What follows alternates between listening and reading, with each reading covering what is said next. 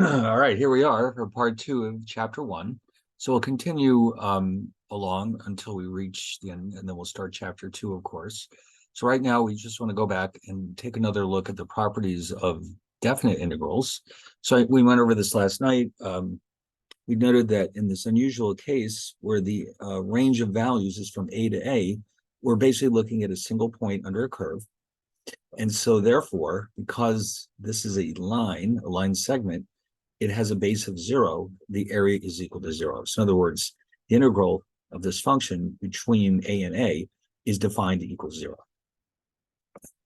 You're not going to run into that very often, but it's important to know that this is the formal definition that for single value, the integral is simply 0. Then we briefly look at this one as well, or these. You see that if we reverse the values A to B. In other words, if we're looking at the area between A and B,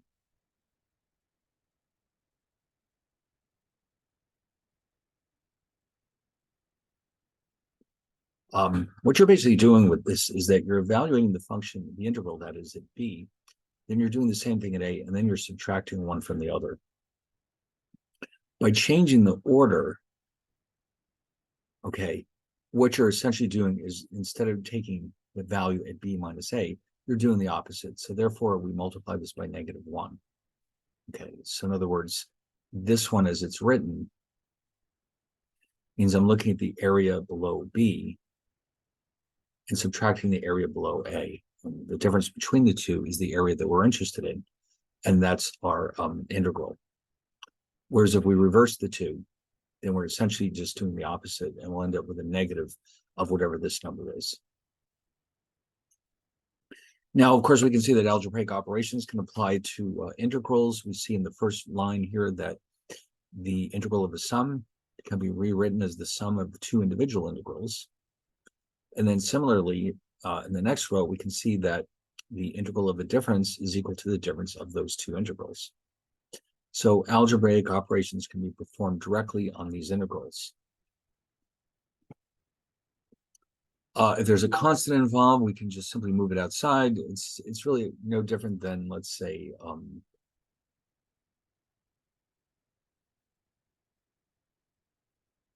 something like this. What you're basically being told to do here is just whatever C is, you can move it to the outside, evaluate this integral, and then whatever the result is, simply multiply it by C. It may be easier to evaluate it that way. Sometimes with integration formulas, the challenge is figuring out which formula to use, and having that C in there might complicate it to the point where it's hard to find the correct formula. And so by moving C outside, that might make it easier for you to see which type of integration you're actually using. Now here, what we're doing is we're taking this integral and we're splitting it up into two pieces. Okay, so in other words, the integral between A and B, if there's some good reason for it, can be rewritten as the integral between A and C, which is some intermediate point, and then between C and B. Okay, so in other words, this integral of this entire shaded area can be calculated as the integral of just A to C, added to the integral between C and B. Okay, and the same thing is true, of course, is for regular sums. And we'll, of course, remember that the integral itself is nothing but an infinite sum. So it should have the same properties as the summation operator. So here's a good example. We want to calculate the area under this curve, which is, by the way, shown in the next slide. This is what the function actually looks like. It is a cubic equation.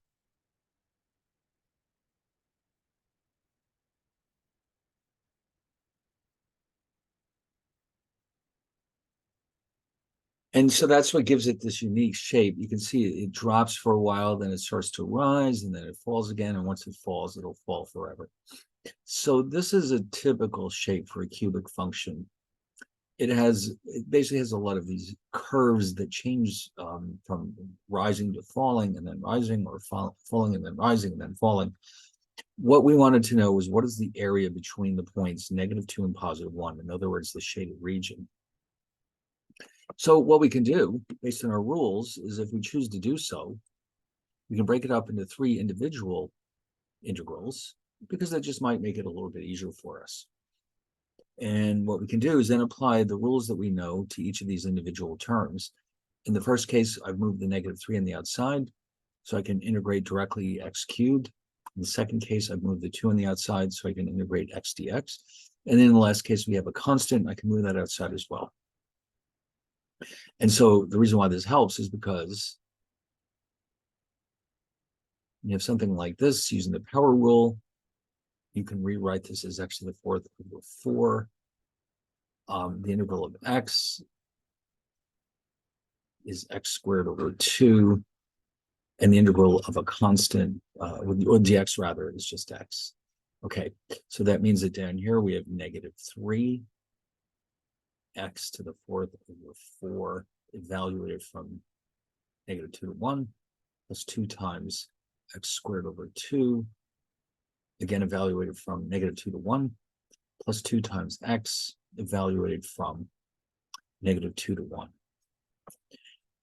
Now you can simplify it a little bit more if you want, which I've done on this slide. Let me just sneak in another slide because it's getting a little messy. All right, I'll copy this onto the next slide.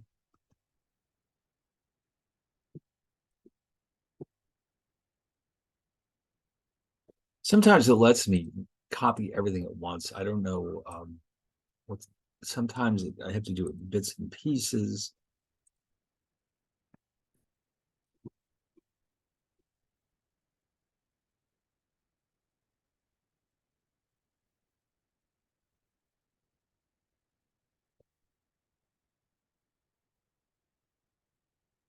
Oh, I lost the plus. Okay, so you could do a little simplification. Like here, for example, you can move this 4 outside. So you're evaluating x to the 4th from -2 to 1. Then these twos cancel each other out. And then here you can't do anything with it. Now you, of course, evaluate. So here you've got 1 to the 4th minus 2 to the 4th. Here you have x minus 2. Whoops. Let's see.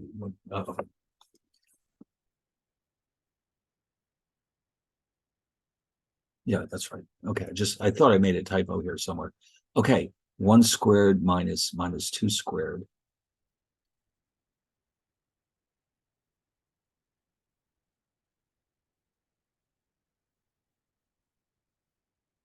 Then here you have 1 minus 2. Okay, -3/4. 1 minus, now -2 to the 4th is 16. We have 1 minus 4. And here I have 2 times 1 plus 2, which is 3.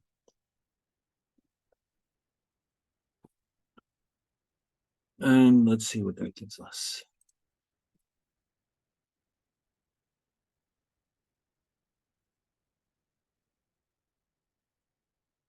Let's see.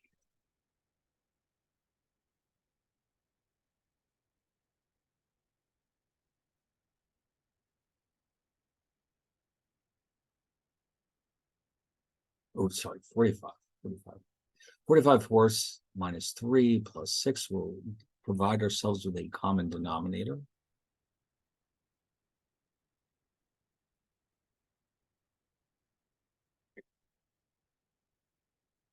So finally, when all the dust settles, it is 57/4.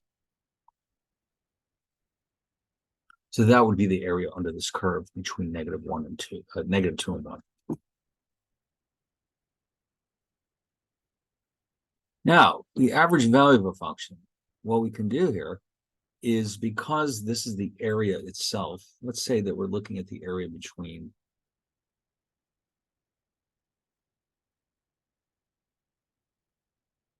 two and 5, let's say. We know that the area itself, this piece, is the integral. That's the total area, of course. Now, of course, if we're just looking for an average of some kind, we're going to divide by the width of the interval, which in this case is 3, because A is 2 and B is 5. So whatever this area is, let's just rewrite it as A.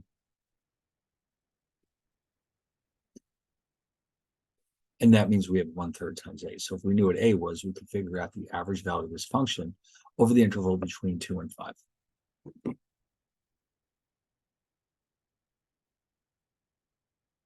Okay, now, the mean value theorem tells us that a continuous function defined over a closed interval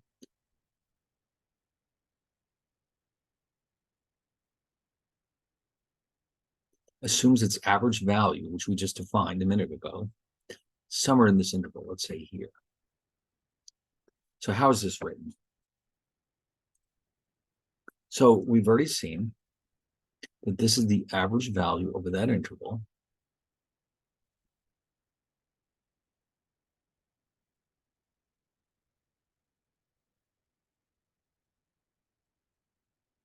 So basically what they're saying is that there exists some point C such that f of C equals this average value.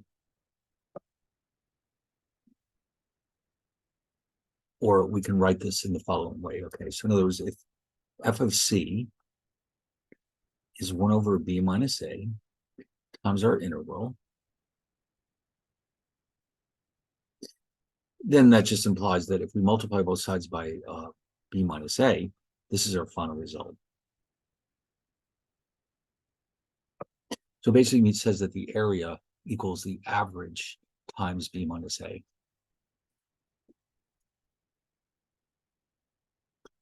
All right, let's look at a quick specific example. Let's find the average value of the function f of x equals 8 minus 2x over this interval. Now, this is, of course, a straight line.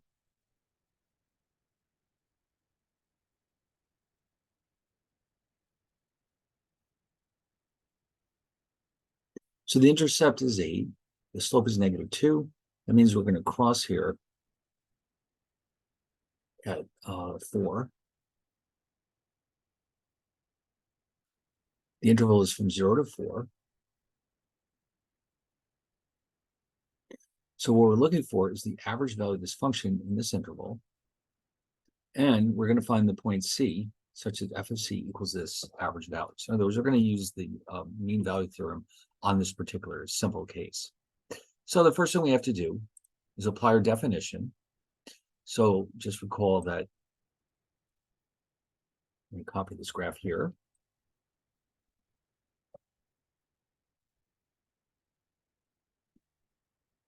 Over that interval from 0 to 4, this is what the function looks like. So we're going to integrate from 0 to 4, the function 8 minus 2x dx, and we have to then, in order to come up with the average, we have to multiply by 1 over b minus a, where a is 0 and 4 is b. All right. So now, of course, if you're good at geometry, you can do this directly just by looking at the graph.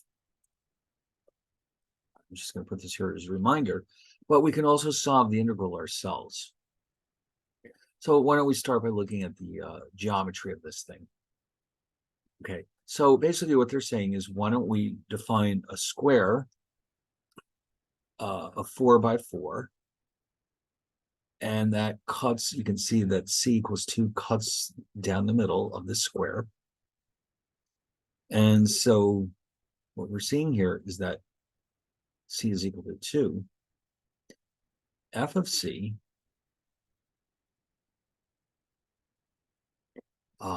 is 8 minus 2 times 2, which is 4. Okay, now the graph shows that the area under this curve is a right triangle. And so anyway, but here what we're going to do is use the integrals to do this rather than geometry. So what you're basically doing here is when you integrate, now here this is equal to 1 over 4.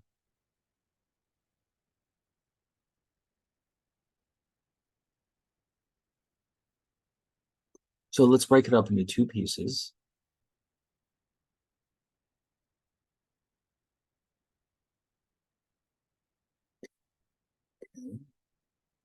And so you're going to end up with 1/4. This will, oh, I just forgot, I missed an opportunity here. Move a constant outside here. Very good. All right, so this one will be 8x evaluated from 0 to 4 minus 2 x squared over 2 evaluated from 0 to 4. All of that is multiplied by 1/4.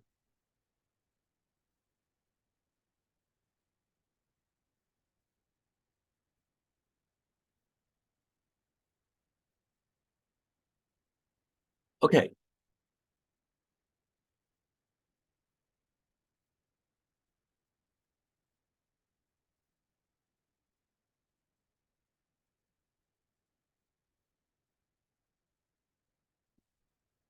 All right, so I have just about enough room. And so we still end up with 4. So in other words, the total area is 16. Okay, without dividing this 1/4 part, we would have had a total of 16. The sum of this definite integral gives us a sum of 16. And you can tell if you were to just calculate this triangle here, not the box, forget the box, the area of that triangle, the base is 4, the height is 8.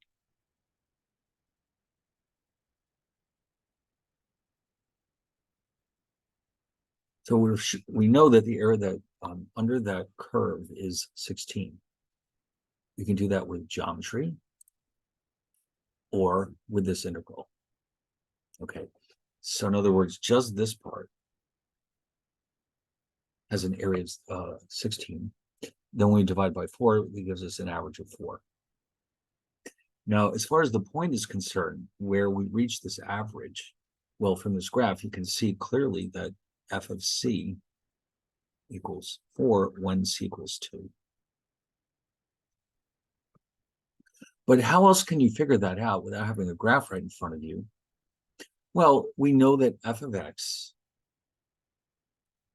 is equal to 8 minus 2x. Therefore, f of c would be 8 minus 2c. And we're looking to set it equal to 4 because we know that that's the average value and solve for the corresponding c. Okay, so algebraically, you can see this reduces to 2.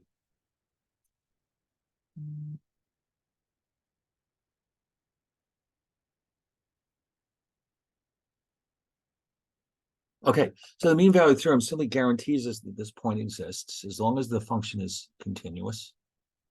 And well, we might be able to put that to good use, but for now, it's enough to note that this is what the mean value theorem tells us. And we can see that it gives us an alternative way of finding that the area as well as the point where that area average is reached. All right, so the fundamental theorem of calculus. There's actually two parts to it. Whenever we calculate a definite integral,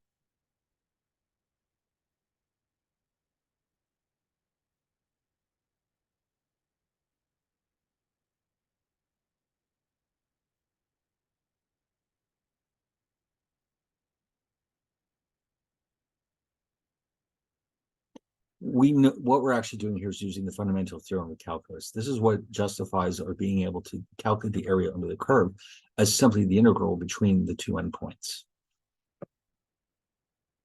But it's more involved than just that. The first part basically says that if f of x is continuous over the integral, now almost all these results require the function to be continuous, by the way. So over the interval, AB. Now, for the first time, we're seeing this particular notation. F of x is the original function.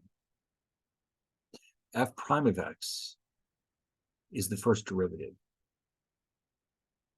We often see the following notation used as well. Capital F of x is the integral of f of x. Okay, in other words, f of x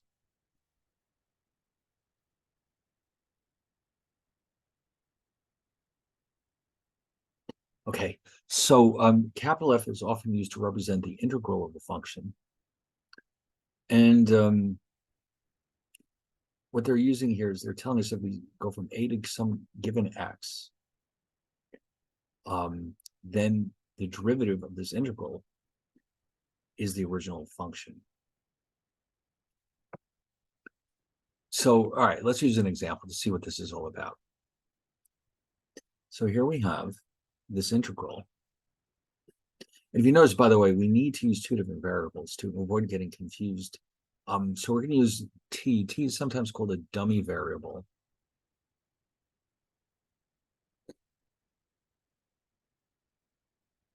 So that we can distinguish between the two of them. And so here's what they are expecting us to do.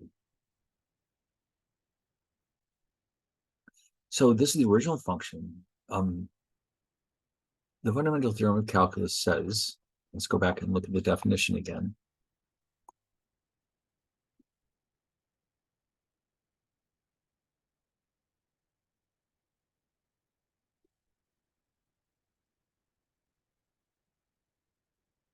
Just to get it together in one convenient location. What it's saying is that with this definition in place, this implies that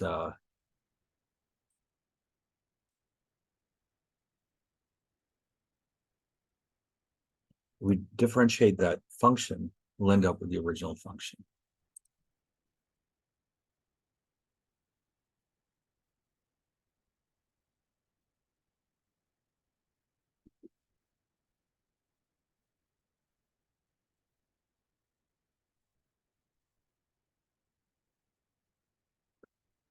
Okay, so for if this is g of x, then what this means is that g prime of x is this function. And of course, you see that we replace t with x. So this is the derivative of some function g of x. So what they're basically doing is establishing the relationship between integrals and derivatives here. But it's the second one that really is more important as far as I'm concerned, because this is the one that lets us calculate areas under curves. Now, if you notice this, the way the notation works, this expression, oh, sorry.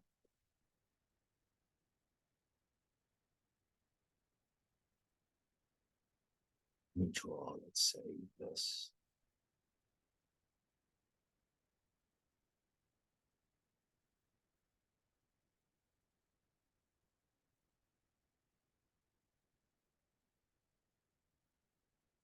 So f of b means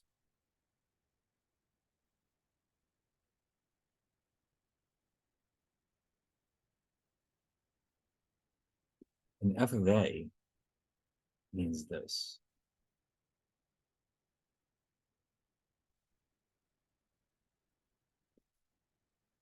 So this f of b is everything from b down to negative infinity. Capital F of a is everything from a down to negative infinity. So therefore, when we subtract one from the other, we end up with the area in between, the shaded region, which is the definition of this integral, a definite integral. So that's really what this is all about. They're telling us that, I mean, this is how they're showing us that the integral itself is simply the difference actually between these two areas.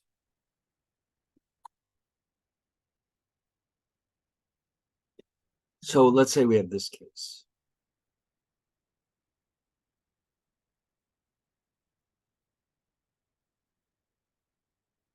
Now this is x squared, and we're looking for the area between 2 and -2.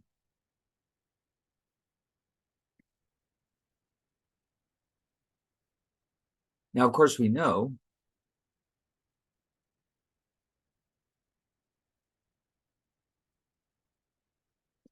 from the power rule that this is going to be x cubed over 3 evaluated between 2 and -2.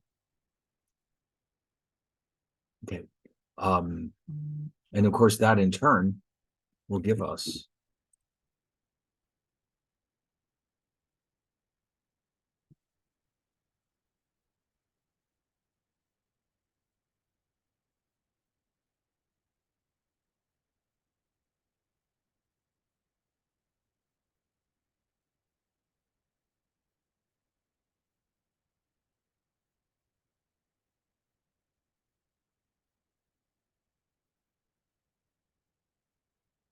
okay. So there's you've got x cubed over 3 evaluated where x equals 2 minus the same function value where x equals -2. So you're going to end up with 8/3 minus, now -2 cubed is -8.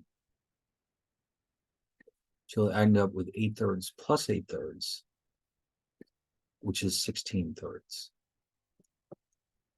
Or if you want to go back to the graph, you can see that each of these sections has an area of 8/3. And you can see that because of the symmetry of this function, the two sides have to equal each other. So we end up with a grand total of 16/3.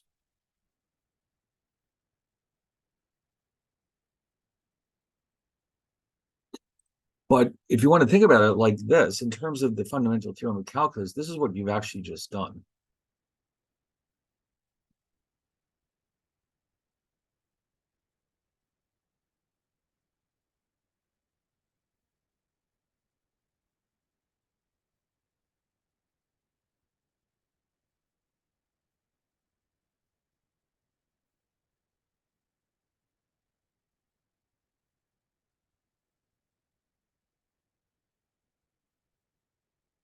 So the integral is x cubed over 3.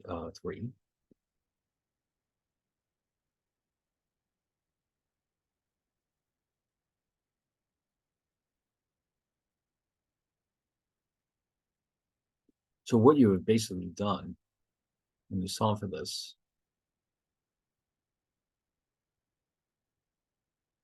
could be rewritten as f of 2 minus f of -2. You're subtracting this area from this area. And what's left is what you're looking for.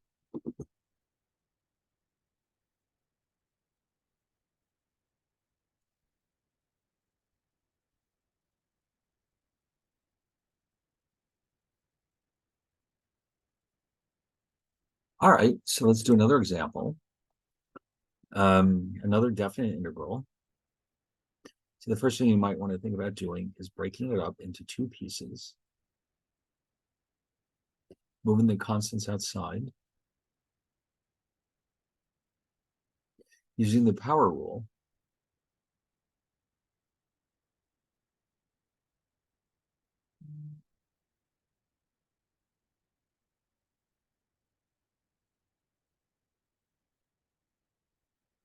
Where, of course, once again,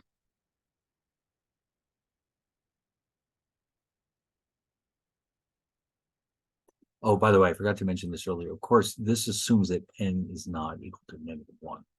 Otherwise, you have division by 0. There's a separate rule for that one. Okay. Anyway, so then we would evaluate these. And as you can see in the next slide, within the first set of brackets, what we're actually doing is capital F of 3 minus F of 0. Within the second set of brackets, we have capital F of 3 minus F of 0. Okay. So we've got 3 to the 5th over 5 minus 0 to the 5th over 5. Over here we have inside the parentheses 3 to the 4th over 4, 0 to the 4th over 4. These, of course, just go to 0. So we end up with a mess. 2 times 243 fifths plus 3 times 81 over 4. So you can see when all the dust settles, we ultimately end up with 3159 over 20.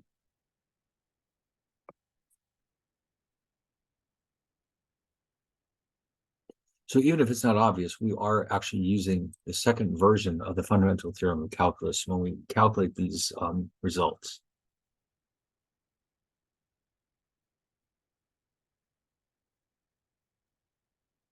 Now here's a fun one because it involves e to the x. You might recall that with e to the x, this is one of the simpler ones. If it's an indefinite integral, it's e to the x plus c. So what that means here is that we can rewrite this as 3 times e to the x, evaluated from 0 to 1.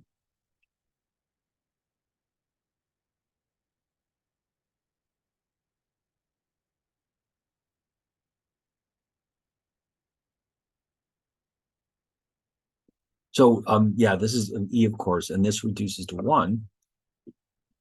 And we end up with 3e minus 3. Okay.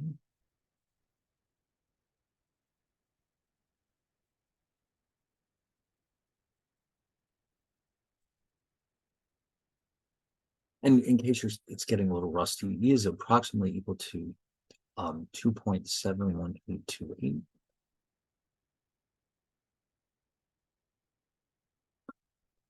It's the kind of thing, it's a constant like pi. It shows up quite a bit in applications, especially in finance, we see it quite a bit because we use it in the calculation of interest rates, among other things. You're not going to see it in every discipline. E, by the way, in case you didn't know this, this number has an interesting history. You might recall the famous mathematician Euler from, I think, the 18th century, but I have to double check that. And Euler was a great mathematician. There's no getting around it. He was a bit of an egomaniac. There he is. Oh, yeah. So we're looking at, 18th century. That's what I figured. Here's what happened. Now, Euler actually is the one who chose the letter I for the square root of -1. That's one of his. But he read about this concept in the papers of one of the Bernoullis, one of the famous Swiss mathematicians, the Bernoullis, and they apparently wrote about this, they demonstrated it without ever getting around to giving it a name. So Euler decided, why not call it E after me? Okay, so in other words, E is named after Euler, even though he didn't invent it. But nobody else had chosen the name for it, so he decided, I'll just call it E, and that was the end of it. And since he was so famous, nobody argued with him, and so to this day, we still call it E. Interesting. And if you're in the mood for a quick bit of math humor, you can actually buy on YouTube, I guess, or on Amazon. They do make a T-shirt that you can actually buy it. It does exist out there, where it's a conversation between pi and I, and pi is saying to I, get real, and I is saying back to pi, be rational.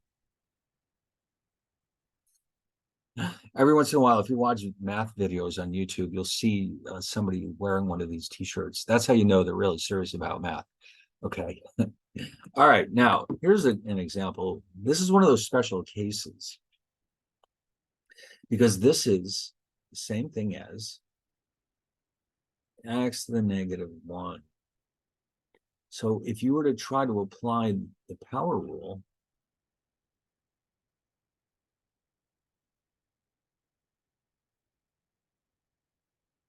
you'd have a problem because you'd have x to the minus 1 plus 1 over minus 1 plus 1, or division by 0. So what do we do instead? Well, you might recall that the integral of 1 over x dx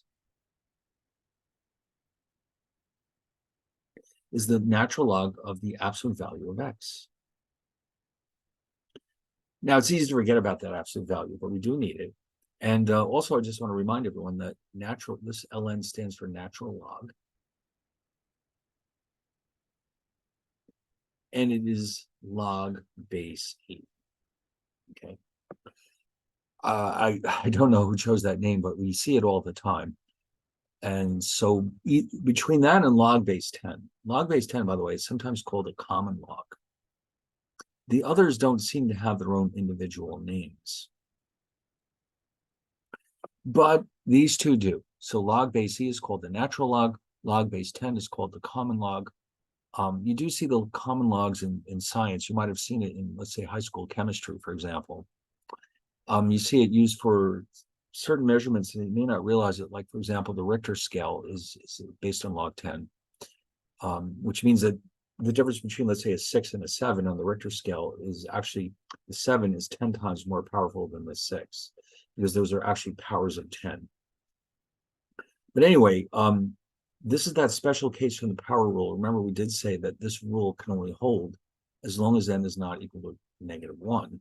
And now you can see why, because that would lead to division by 0. So instead, we have this alternative for it, where the integral of 1 over x dx is equal to log natural x plus c, if it's an indefinite integral. So for this case, what we have is log x evaluated between 1 and 3. And so it ends up being very simple, because the log of 1 is equal to 0. Okay. In fact, no matter what the base is, the log of 1 is always 0. And log of 3 is whatever it is. It's some constant amount. Now, here's some sign. Now, we'll get back to this eventually, but, again, trig functions are usually used in physics or engineering and that type of thing. You don't run into it in areas like business or finance or economics. At some point, we'll review them all.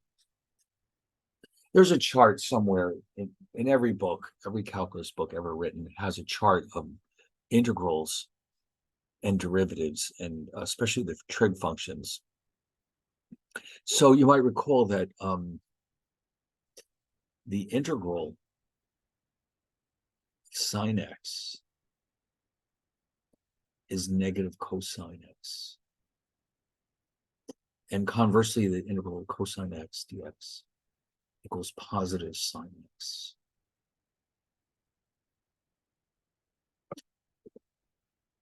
Yeah, I'm sure our book has a chart. In fact, let's go back and quickly find it, because I'm sure it'll come in handy.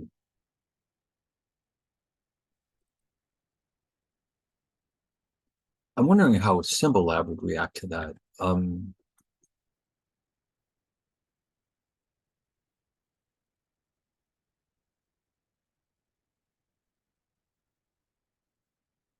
There it is. Of course it's there. Yep, there they are. So integral of sine u du is negative cosine u plus c, and cosine u, the integral is sine u. A lot of these, if you notice, are very complex functions, but those two are pretty standard. Anyway, if we went to Symbol Lab, I'm sure it would be able to handle this.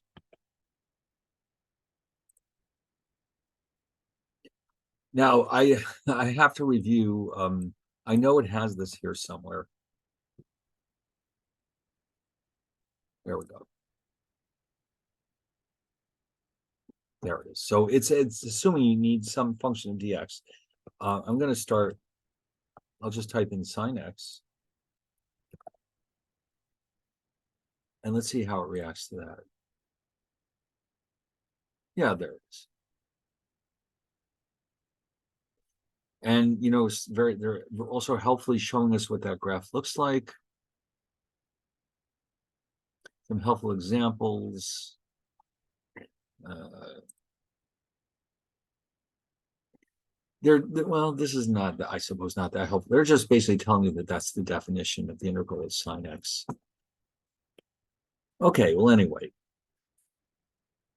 So what that means then is that we're going to have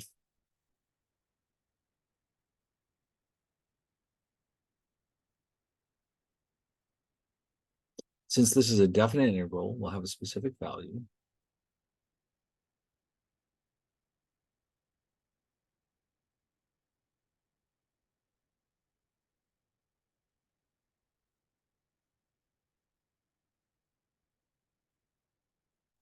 Now, if you haven't got these all memorized, which you may not, a calculator, a really good calculator like the TI-84 can come in very handy here. You can go back to Symbol Lab, of course. Let's see. All right, let's do that first. Actually, you could just leave it like that, but you would ideally would like to know what their value is. So minus cosine pi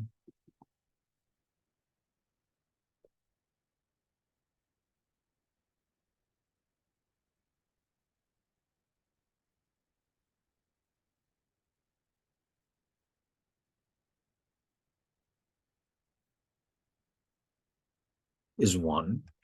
Okay.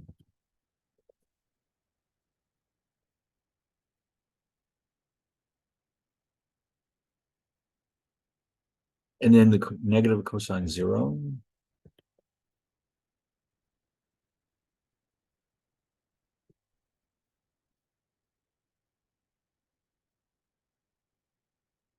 is negative 1. Okay.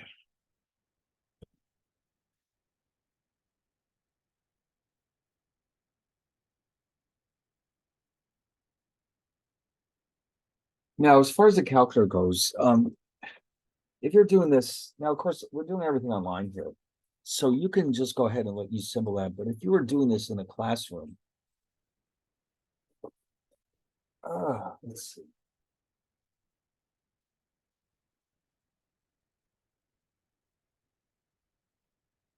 Just in case you're interested, yeah, on the TI-84, which is the one I use most of the time, there's a pi button. It's the second function of the exponentiation key, which is directly above the derivatives, the division sign rather. And then of course you've got the trig functions on the same row as the exponentiation function. So you can just type cosine pi, and it'll give you oh, I just realized there's just one flaw with this. I think you have to be careful to make sure you're in the right mode.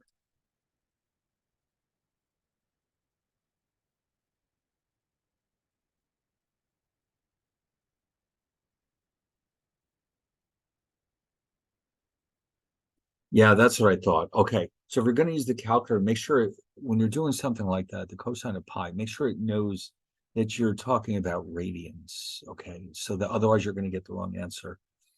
All right. But other than that, this is a good way to go. But I think, as you saw, Symbol Lab is so simple. You might want to think about using that. Either way, you'll get the same answer.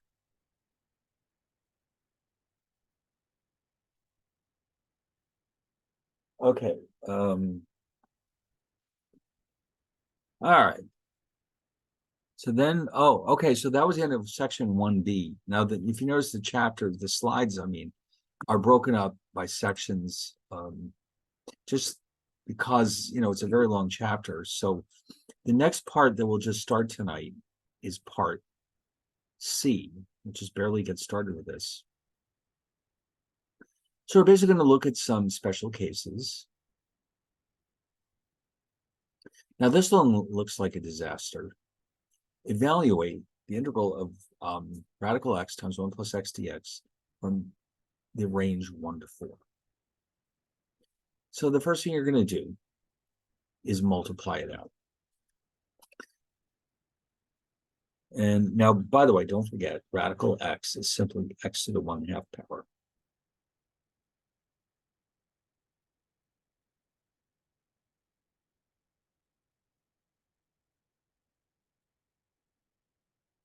Now, when you multiply x to the 1/2 times x, this is actually x to the first power.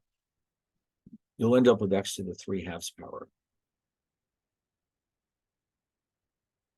Because whenever you multiply two numbers with the same base, you can simply add the exponents. So 1 plus 1/2 is 3/2.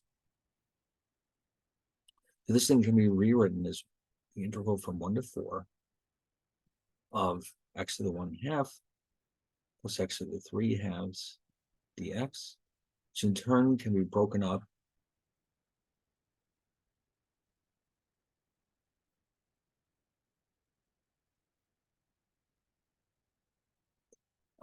and now we can just use the power rule for both individual terms. So let's do that.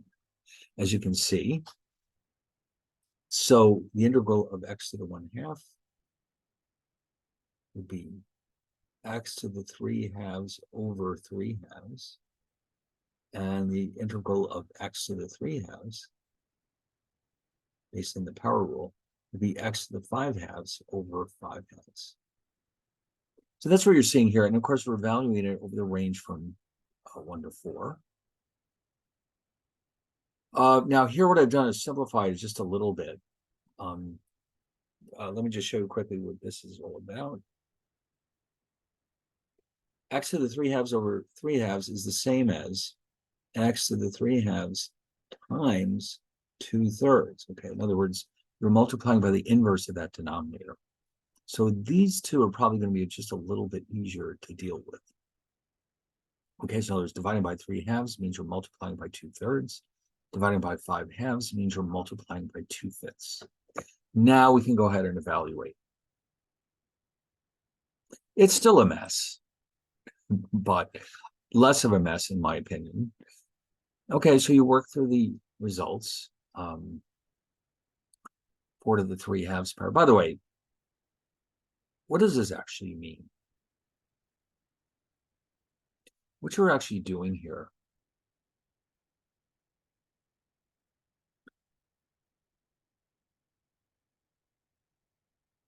is taking the square root of 4 and cubing it. Okay, that's what this is actually shorthand for the square root of 4 raised to the 3rd power. Or you can think of it as this way.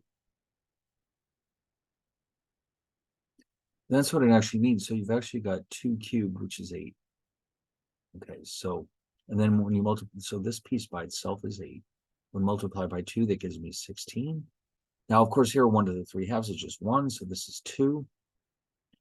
4 to the 5/2 in an equivalent way is radical 4 to the 5th power, which means 2 to the 5th, which is 32. When multiplied by 2, that gives me 64. This one is just 2. Then I create a common denominator of 15. And when the dust settles, I end up with 256 over 15. Wow, that was a mess. But the basic idea here was very straightforward. It's just when we first started out with this problem, it looked like it might be something from this list at the back of the book. And if you run through this list before of trig functions, or not trig functions, integral functions, sometimes you can get some very surprising results. Like, for example, du over a squared minus u squared is an arc sine. So when you see a square root like this, you might say, oh, we're looking at one of those strange functions. But often if you apply algebra to your expression, you might be able to turn it into something much simpler. And of course, you should do that whenever possible. The last thing in the world you want to do is get involved with a messy expression when there really isn't no need for it. Okay, so that would be, in this case, we're able to simplify it and then end up with simply the power rule. So whenever we do an integration problem, first thing we always want to do is see if maybe there's some way to simplify it. I mean, if not, then we can look in our chart and see whatever else there is to choose from. All right. So, so we're getting into a slightly different area here. So you know what, I'll tell you what, why don't we, I guess we could stop right about here. It's been almost an hour. So we'll save this for tomorrow. What essentially this is doing is telling us how you can take an integral. Well, we'll see tomorrow. You're solving for an integral in a different way. So we had a chance tonight to do a lot of good practice with the integration, definite integration at least, and get refresh our memories, and also get some more practice with Symbol Lab, and so this is all good. Yeah. Oh yeah, we had a lot done here. So yeah, the rest of this chapter, like as the title suggests, is all about integration. And then what's going to come after that? Let's go back to the beginning.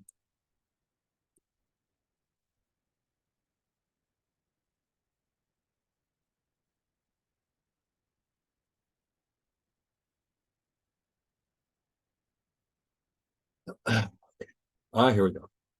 Applications of integration. Now, for these, I'm going to try to, I know these are all physics applications, but I'm going to try to, wherever possible, to also introduce other types of applications, in particular finance and economics, just because I think you'll find it interesting. These calculus books tend to only focus on physics, but you'd be surprised how many other applications are out there based on these concepts. And then what's going to happen in chapter 3 is we're going to introduce the very complex strategies for integration. In other words, so far up to this point, we've essentially just been integrating polynomials. And so the rules have been very straightforward, but now we're going to see how to deal with far more complicated situations, including our trig functions. And it's a lot. There's a lot of techniques here that we need to go through. So that's going to take quite a bit of time. So anyway, I guess, like I said, we'll stop here and then we'll pick this up tomorrow, and we'll become experts in integration before you know it. Okay, so see you next time.